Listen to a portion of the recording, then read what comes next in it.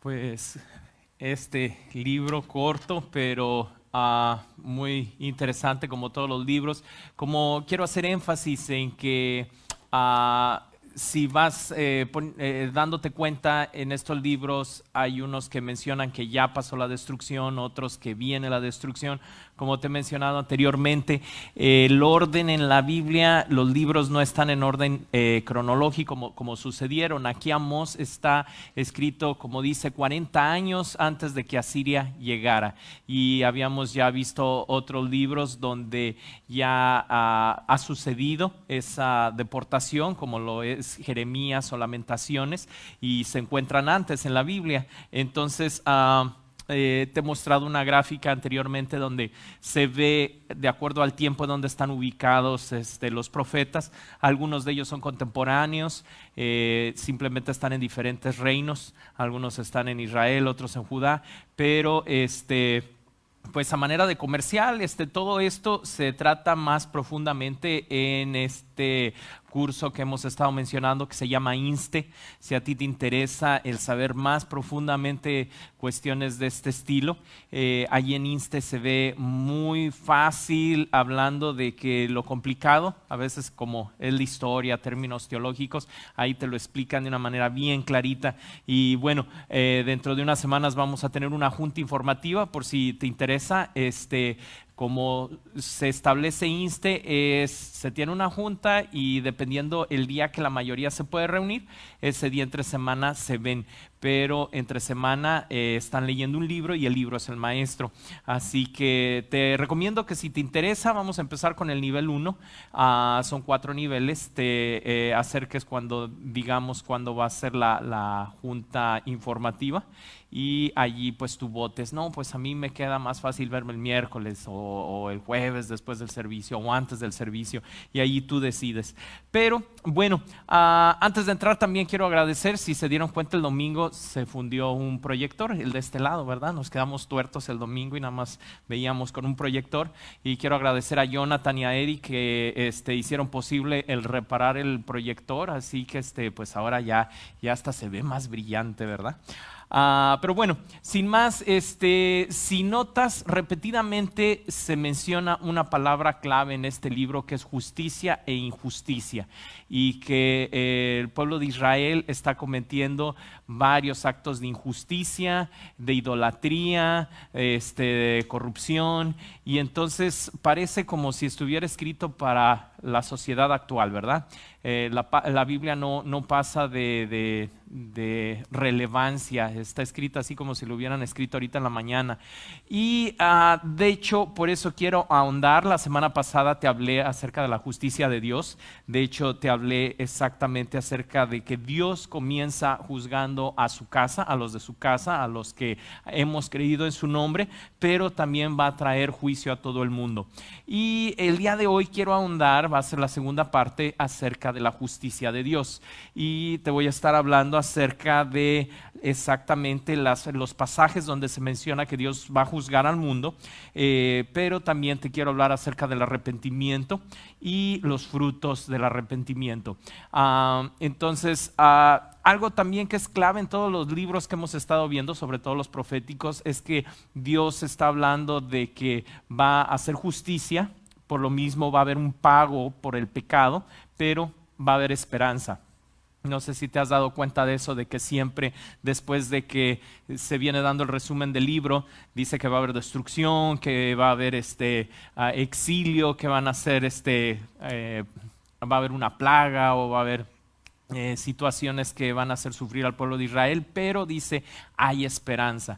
Entonces Dios siempre, y quiero andar en eso también, Dios siempre que trae juicio es porque Él está buscando edificar, está buscando, al menos cuando estamos en vida, está buscando el que regreses al buen camino. Dios no destruye por destruir. De hecho, cuando lo vemos en el diluvio, Dios está destruyendo para que no se expanda la maldad, y entonces alcanza a salvar las poquitas familias que se estaban portando bien, que fue la de Noé y sus 3 hijos junto con sus nueras. Entonces Dios no es un Dios destructor, Dios es un Dios que es justo. Y entonces como primer punto, te voy a hablar acerca del juicio de Dios, como tanto hay pasajes donde se menciona que Jesús es quien nos va a juzgar, como hay pasajes donde dice que Dios el Padre es quien nos va a juzgar. Y tú sabes que yo estos temas no los trato en domingo porque no quiero espantar a nadie, pero es necesario, esta es así como la carne espiritual, el entender que Dios es misericordia, pero también hay juicio.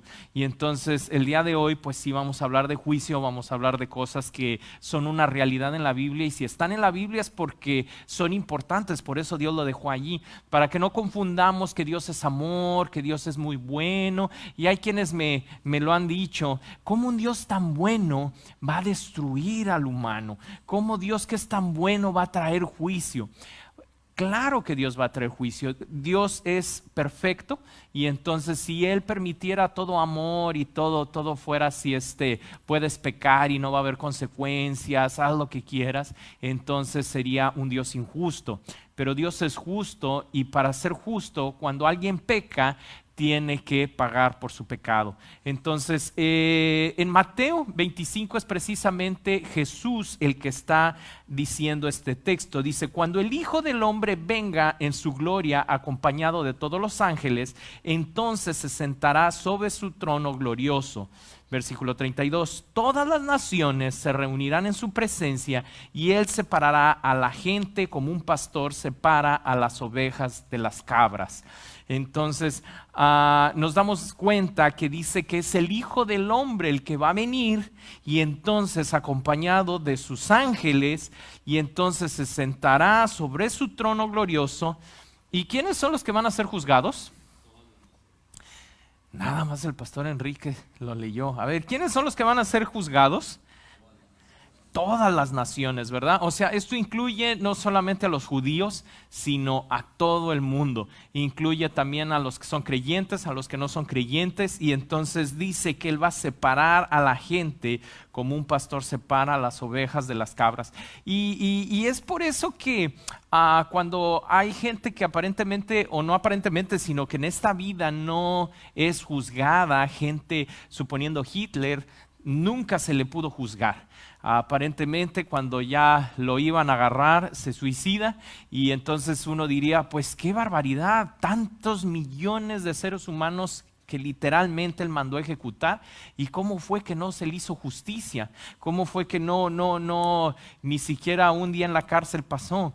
Bueno, de esta justicia humana se pudo haber librado, pero de la justicia de Dios no, porque la justicia de Dios va a ser cuando Él venga, y vamos a ver un texto aquí en Daniel donde dice que aún los que están muertos van a salir a ser juzgados. Mira, Daniel capítulo 7, versículos del 9 al 11.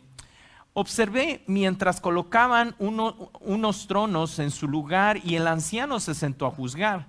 Su ropa era blanca como la nieve, su cabello se parecía a la lana más pura. Se sentó sobre un trono ardiente con ruedas en llamas, y un río de fuego brotaba de su presencia. Millones de ángeles le atendían, muchos millones se pusieron de pie para servirle. Entonces comenzó la sesión del tribunal, y se abrieron los libros. Aquí hay varias cosas que podemos aprender, pero vamos a mencionar las más sobresalientes. Algunos teólogos, o la mayoría de ellos, coinciden en que el anciano que se sentó a juzgar es Dios el Padre. Y si te vas dando cuenta, trae una terminología de un tribunal, así como los que ahora conocemos del humano, ¿verdad? Donde va a haber un juez, va a haber una sesión, y al final en el verso 10 dice, entonces comenzó la sesión del tribunal y se abrieron los libros. Y entonces esto también coincide con lo que dijo Jesús cuando les dice a los discípulos, no se alegren porque pueden echar fuera a los demonios, dice, alégrense porque sus nombres están escritos en el libro de la vida. Entonces se van a abrir varios libros, y uno de ellos es el libro de la vida. Y entonces allí sí, si el nombre de alguien no está escrito allí, entonces allí sí estamos en problemas. Así que es por eso que es tan importante el entender que Dios nos va a juzgar, porque como te mencionaba el domingo, ¿qué de lo que hacemos en la semana realmente va a trascender para este momento en el cual vamos a estar delante de Dios. Y allí delante de Dios no va a haber que tengo un muy buen juez que diga un muy buen abogado. De hecho, esta semana platicando con mi hijo Joelito me comentaba que les estaba una maestra que es abogada explicándoles que cuando tú eres abogado tienes que representar a la persona que te está contratando como abogado y que en confidencia tu cliente te puede decir si soy culpable, pero tú como abogado tienes la obligación de defenderlo y queda en tu conciencia si el juez dice es inocente y tú sabes que él te confesó que es culpable. No le puedes revelar a nadie eso. Y entonces pues allí te das una idea de pues cómo es la justicia humana, ¿verdad? Delante de Dios no va a haber esas cuestiones. Dios tiene la capacidad de ver nuestro corazón y aunque aparentemente haya sido algo muy bueno que hicimos, Dios va a juzgar no solo las acciones, sino la intención del corazón. Hay tanta gente que hace cosas buenas, pero las hace por motivaciones equivocadas, ¿no? Esos artistas que van y dan muchos millones de dólares porque quieren que se los agradezcan toda la vida, ¿verdad? Ay, cómo te queremos, fulanito de tal. En realidad está dando el dinero para que lo adoren, para hacerse famoso o para evadir al IRS, ¿verdad? Lo que iba a pagar de impuestos, pues mejor lo da a una causa social y pues ya se hizo publicidad y al mismo tiempo pues ya se ahorró lo que iba a dar en impuestos. Entonces hay cosas buenas que parecen buenas, pero Dios sabe la motivación del corazón. Entonces aquí estamos viendo que hay diferentes textos, Mateo, Daniel, ahora vamos a ver en Apocalipsis también menciona un juicio y dice en el 20 del 11 al 13 y vi un gran trono blanco y al que estaba sentado en él. La tierra y el cielo huyeron de su presencia, pero no encontraron ningún lugar donde esconderse. ¿Te das cuenta? La tierra y el cielo, hasta ellos los pone o está hablando como si fueran personas que se quieren esconder de lo terrible que va a ser ese juicio. Y verso 12. Vi a los muertos, tantos grandes como pequeños, de pie delante del trono de Dios. Los libros fueron abiertos, entre ellos el libro de la vida. A los muertos se les juzgó de acuerdo a las cosas que habían hecho, según lo que estaba escrito en los libros. El mar entregó sus muertos y la muerte y la tumba también entregaron sus muertos y todos fueron juzgados según lo que habían hecho. Como te menciono, mi objetivo esta noche no es espantar, sino es el hecho de tener un concepto de Dios equilibrado.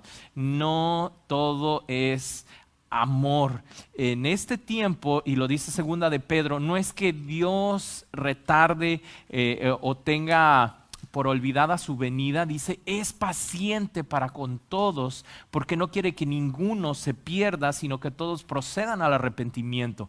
Pero hay quienes lo toman como, ay, desde que era chiquito están diciendo que Jesús viene y ni viene. Cuidado, porque debes de entender que no se trata de que Dios se le olvide, es que Dios está siendo paciente porque va a ser algo terrible. Dice que desde los más grandes hasta los más pequeños, los vivos y los muertos, dice que de todas partes, de todas las naciones, y vamos juntando todos los versículos que estamos leyendo de diferentes libros, nos vamos dando cuenta de cómo va a ser este tribunal. Y a esa parte en Apocalipsis capítulo 20 se le nombra el tribunal del trono blanco, y hay quienes creen que van a ser juzgados los que son creyentes separados de los que no son creyentes.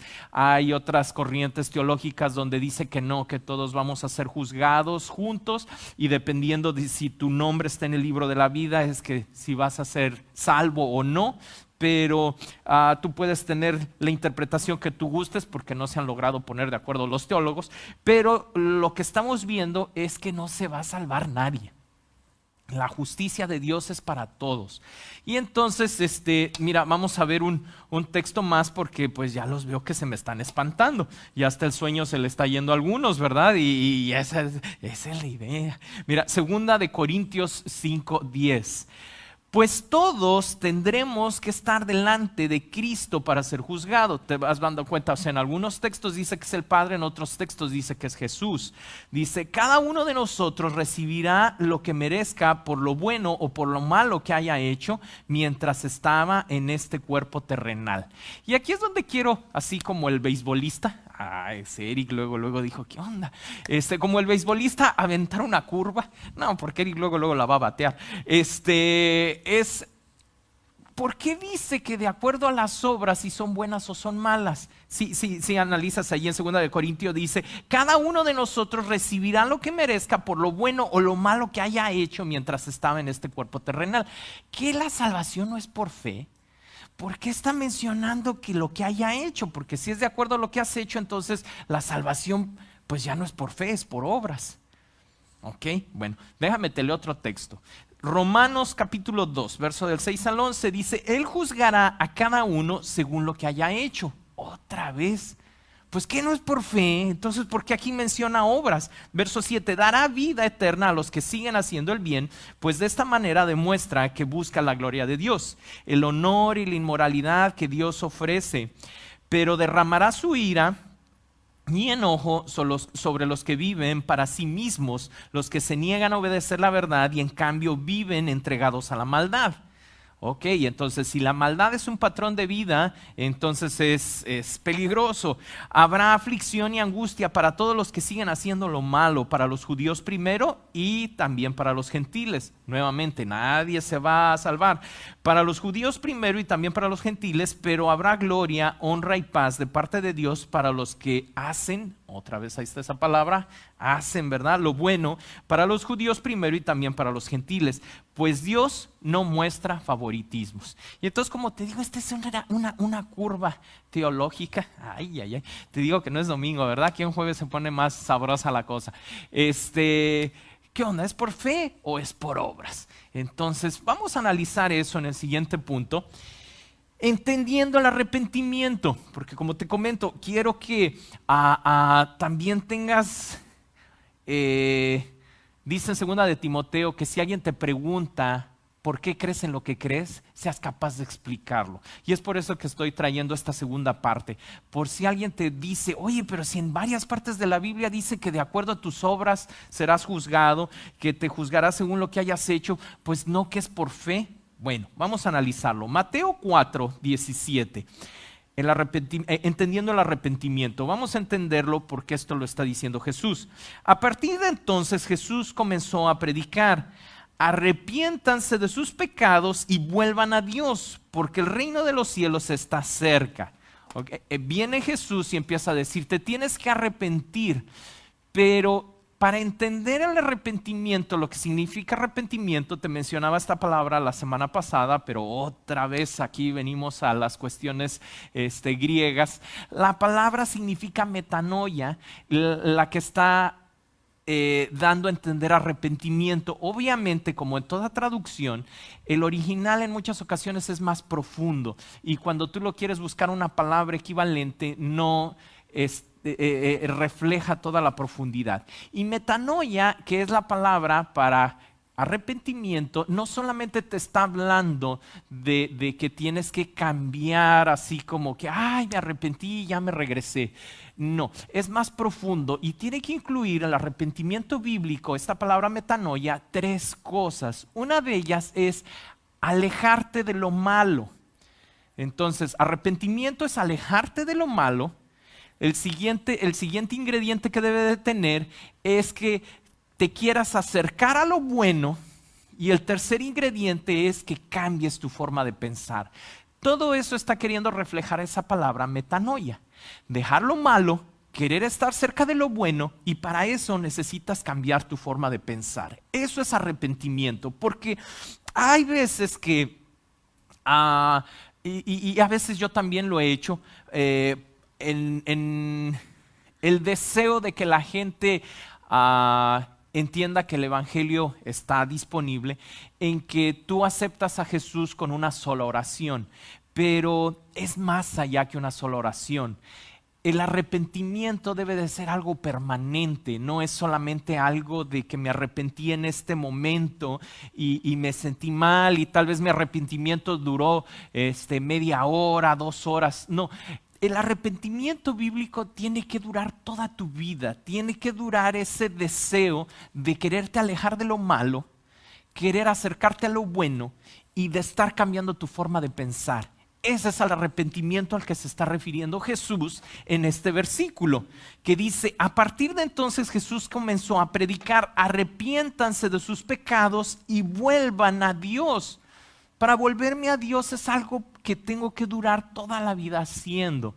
No es una oración de 5 minutos, ni de 2 horas, ni de 2 días. Es algo que volverme a Dios debe de implicar que yo me arrepienta y dure arrepentido toda mi vida. Entonces dice, porque el reino de los cielos está cerca. Mira cómo lo explica Santiago.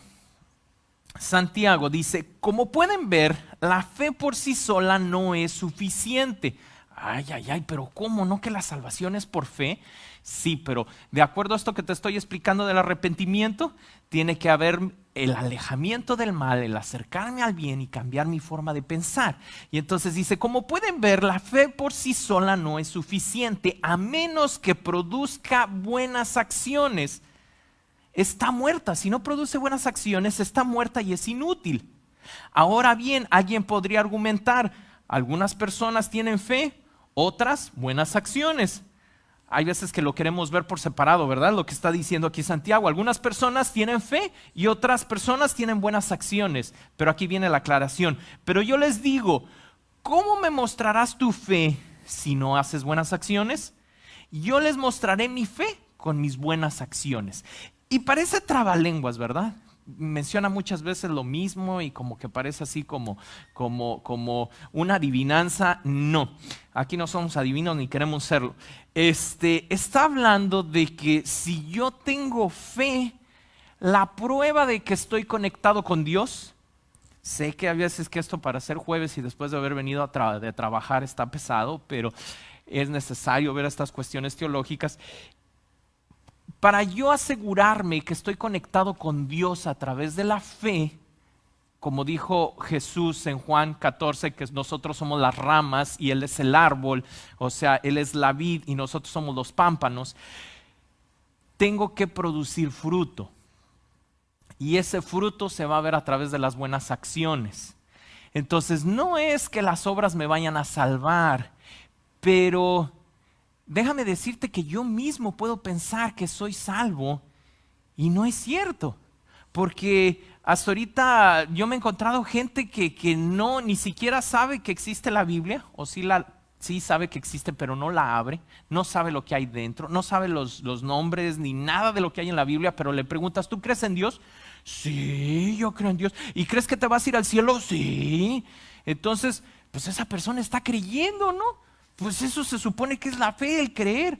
Pero dice la Biblia que tiene que verse buenas acciones, se tiene que ver el fruto. Y no buenas acciones de acuerdo a lo que me gusta a mí, buenas acciones de acuerdo a lo que dice la Biblia. Y hay gente que es muy buena para regalar dinero, ¿verdad? Pero ¿qué tal para tratar a su familia? ¿O qué tal para estar emborrachándose cada fin de semana? Pero trata muy bien regala mucho dinero. No se trata de buenas obras de acuerdo a lo que te gusta a ti, se trata de buenas obras de acuerdo a lo que dice la Biblia. Entonces, a manera de resumen, para yo saber si tengo fe, si estoy conectado con Dios, eso sería la fe, el estar unido a Dios. Para saber si yo tengo fe, se tiene que ver a través de mis buenas obras de acuerdo a la Biblia. Entonces, porque dice Jeremías que engañoso es el corazón más que todas las cosas. O sea que yo mismo me puedo engañar a mí mismo. Y puedo pensar que por venir todos los domingos y todos los jueves a la iglesia ya soy salvo. Ve tus obras y compáralas con lo que dice 1 Corintios 13.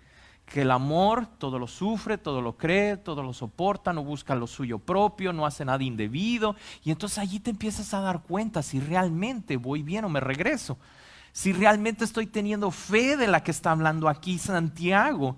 Entonces, leyendo nuevamente, dice, como pueden ver, la fe por sí sola no es suficiente. De hecho, este no va a estar en el PowerPoint. Pocas veces hago esto, pero allí mismo en Santiago, creo que es el siguiente versículo, dice, ok, sí, es el siguiente versículo. Si me ayudas allí, Marisela, ya te metí en aprietos. Santiago capítulo 2. Quienes traen Biblia, si gustan sacarla, Santiago capítulo 2, allí mismo, pero en lugar del verso 18 vamos a ver el 19, porque si viéramos que creer por sí solo me va a hacer salvo, entonces me encuentro Santiago capítulo 2, verso 19, ¿sí? A ver si, de aquí a que llega, nos pudiéramos pensar, no, pues si el creer es lo que me hace salvo, pues entonces pues Satanás y sus demonios van a ser salvos. Porque yo me he encontrado mucha gente que dice, no, yo sí creo en Dios y me voy a ir al cielo. ¿Qué dice allí? ¿Tú crees que hay un solo Dios? Magnífico. ¿Qué dice allí? También los demonios creen y tiemblan. No, pues si es cuestión, por eso dice ahí Santiago antes, ¿verdad? Si nada más creer te hace salvo. Aquí es donde, por eso te mencionaba el texto que dijo Jesús, que el reino de Dios se ha acercado, arrepiéntanse, metanoia. No solamente es dejar lo malo, sino acercarme a lo bueno y cambiar mi forma de pensar. Entonces, fe se tiene que ver con fruto, porque de otra manera, entonces, pues también los demonios creen. Entonces ahí es donde nos vamos dando cuenta cuando la gente dice, no, yo creo en Dios y me voy a ir al cielo.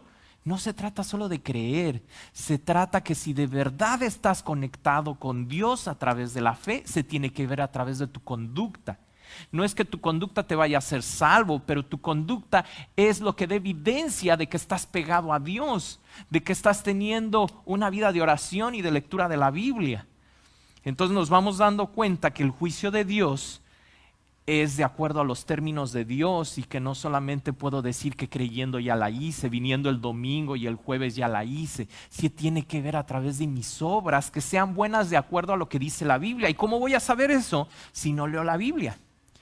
Tengo que ir leyendo la Biblia para darme cuenta si mis obras realmente son buenas delante de Dios o simplemente son cosas que a mí se me ocurrieron. Cosas que a mí se me ocurrieron, yo me he encontrado con gente que se va de rodillas por kilómetros y kilómetros y con eso piensan que eso es algo bueno delante de Dios. Cuando tú lees la Biblia, eso jamás existe allí. Bueno, ponte nopales con espinas en la espalda, eso tampoco lo dice la Biblia. En ninguna parte de la Biblia te va mencionando esos castigos físicos, pero te va hablando de otras cosas, que dices que dejes de alimentar la carne, que dejes todo lo inmoral, todo lo borracheras, orgías, calumnias, pleitos, todo eso dice la Biblia que dejes. Entonces nos vamos dando cuenta que el arrepentimiento y la fe van juntos. No solamente es la fe, creer y ya. Gracias Marisela, disculpa que te haya metido en aprietos. Vamos al siguiente texto que está en Romanos 6, ahora sí regresando al PowerPoint. De hecho, algo que me quedó al estar estudiando esto y medité en ello, desde el principio de la Biblia, Abraham, su amistad con Dios se debió porque él creyó y dice que le fue contado por justicia. Jamás alguien ha sido salvo por obras solamente. Pero la fe, la amistad con Dios, el arrepentirme, como te digo, es un proceso de 3 partes. Alejarme de lo malo, acercarme a lo bueno, o sea, a Dios, y cambiar mi forma de pensar. Mira, para que quede bien claro, este es el arrepentimiento de Dios. Allí estamos en el punto 1, ahorita vamos en el punto 2, tal vez ya más adelantito.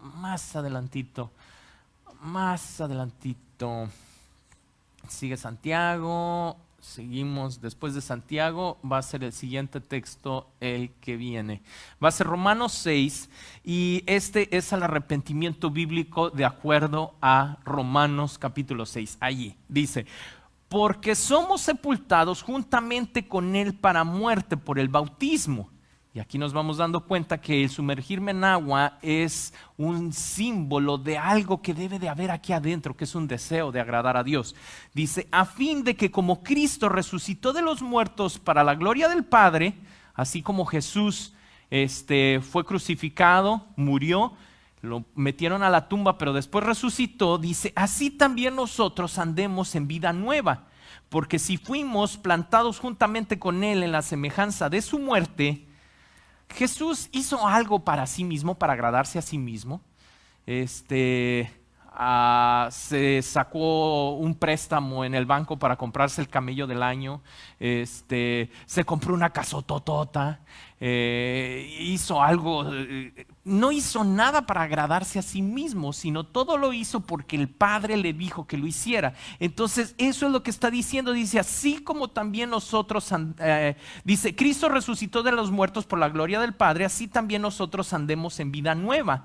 Porque si fuimos plantados juntamente con Él a la semejanza de su muerte, o sea, haciendo todo para el Padre, así también lo seremos en la de su resurrección.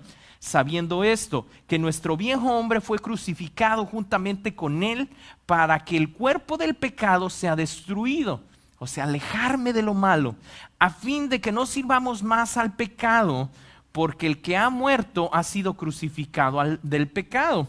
Y si morimos con Cristo, creemos también que viviremos con Él, sabiendo que Cristo, habiendo resucitado de los muertos, ya no muere. La muerte no se enseñorea más de Él, pero en cuanto murió al pecado, murió una vez por todas, o sea, nunca hizo lo malo, así también yo. O sea, si de verdad estoy deseando el dejar lo malo, déjalo. Y dice, mas cuando vive, para Dios vive. Así también nosotros considerémonos muertos al pecado, pero vivos para Dios en Cristo Jesús, Señor nuestro. ¿Qué significa esto? Sobre todo el versículo 11. Dice, así también vosotros consideraos muertos al pecado. O sea, ya no hagas cosas que sabes que están mal de acuerdo a la Biblia. Esa es la definición de pecado, sabiendo hacer lo bueno y no lo haces. De acuerdo a Santiago 4:17, sabiendo hacer lo bueno y no lo haces, eso es pecado. Entonces dice, deja de hacer eso que sabes que está mal y vive para Dios.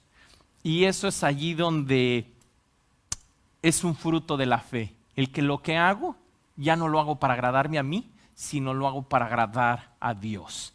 Entonces, sé que esta definición de arrepentimiento tal vez esté un poquito enredosa, pero a manera de resumen, te comento que el arrepentimiento es un proceso y tengo que vivir arrepentido toda la vida. No solamente una experiencia de un momento, es un avanzar. Es lo que la Biblia menciona como santificación. Es un proceso que comienza cuando acepto a Cristo, pero tiene que permanecer toda mi vida. El ir renovando mi forma de pensar. Termino con el tercer punto. El arrepentimiento va de la mano con los frutos. Lucas 4:8. Y con este texto lo deja bien clarito. Aquí Lucas dice, demuestren con su forma de vivir que se han arrepentido de sus pecados y han vuelto a Dios. Así de fácil. Demuestra con tu forma de vivir que tienes fe, o sea, que te has arrepentido de tus pecados y que te has vuelto a Dios. Y es Juan el Bautista el que está hablando, dice, no se digan simplemente el uno al otro, estamos a salvo porque somos descendientes de Abraham. Esto no significa nada, porque les digo que Dios puede crear hijos de Abraham de estas mismas piedras. Pero la parte que me quiero enfocar es en el principio. Demuestra, y poniéndolo en primera persona, debo de demostrar con mi forma de vivir que estoy arrepentido de mis pecados y que me he vuelto a Dios. Y esto es lo que me hace que mi nombre esté escrito en el libro de la vida. El creer en Jesús y no hacer lo malo.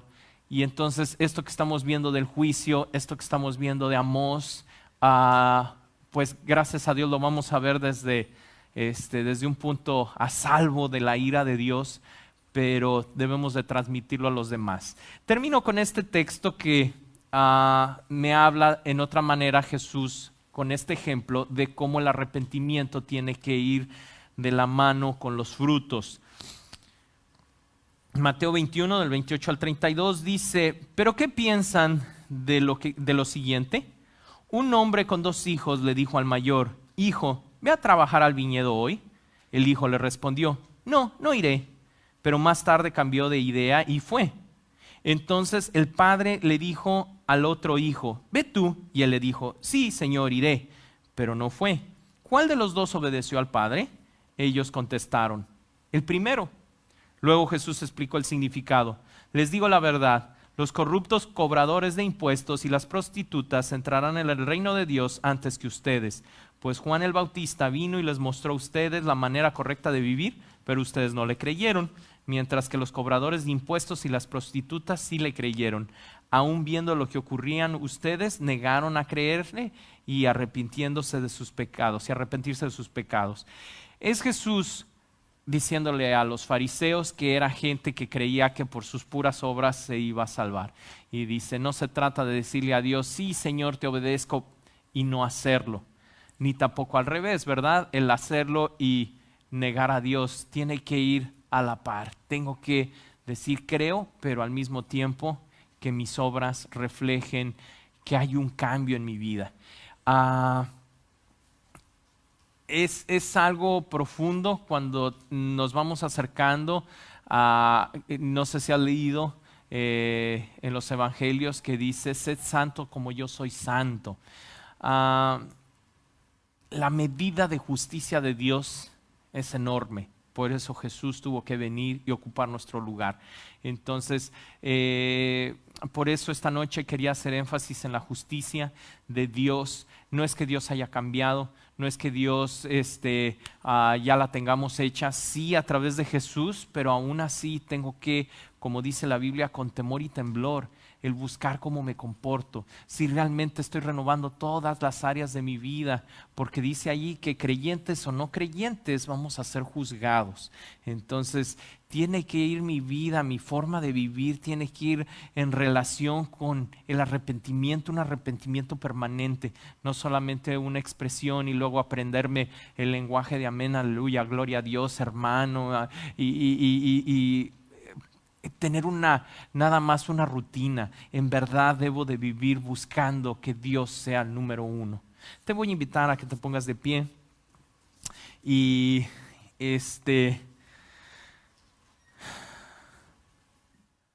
lo analizaba.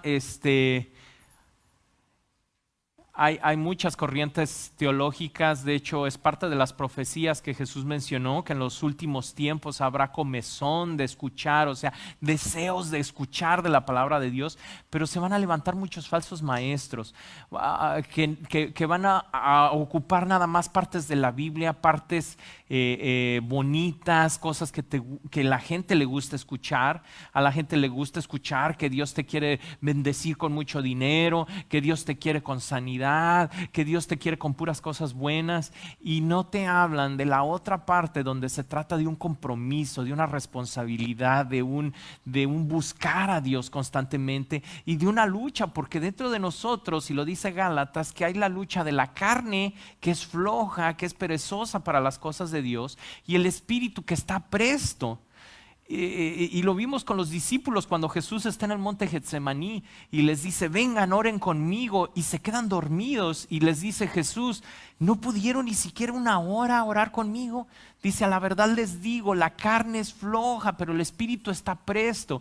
Y entonces estas corrientes de Biblia, que nada más son pedacitos tomados, y la gente le gusta mucho. Ay, la gente se cae y siente bonito, y gente manipula para que tú des mucho dinero, pero no te hablan de la otra parte. Entonces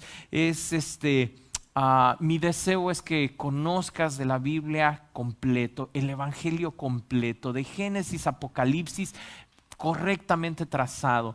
Y entonces sí, Dios es un Dios de amor, pero también tiene que haber un cambio en mi estilo de vida, y eso se le llama fe, arrepentimiento.